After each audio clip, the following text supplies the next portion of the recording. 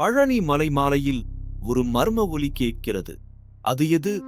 அருள்மிகு முருகனின் திருத்தலமான பழனி மலையில் மாலை பொழுதின் குளிர் சற்றேற ஆரம்பித்திருந்தது.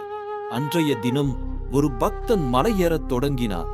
வழக்கமாக மாலையில் கேட்கும் பக்தர்களின் கோஷங்களும் மணியோசைகளும் மெல்ல மெல்ல அடங்கின. மலையின் மீதான அமைதி அவனைச் சூழ்ந்தது. ஒவ்வொரு அடியிலும் ஒருவித எதிர்பார்ப்பு.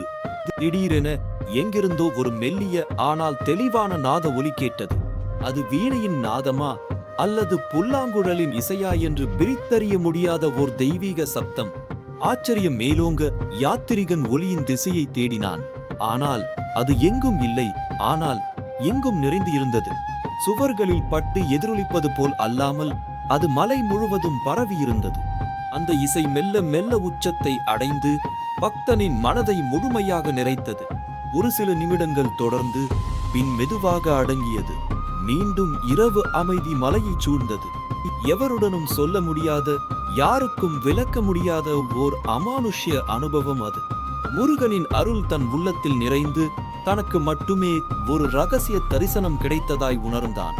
பழனி மலையின் ரகசியங்கள் பல, அதில் இதுவும் ஒன்று. கேட்பது ஒரு யாத்திரிகனின் அனுபவம், ஆனால் அது ஒரு தெய்வீக ரகசியம், காலங்காலமாக எவருக்கும் புலப்படாதது.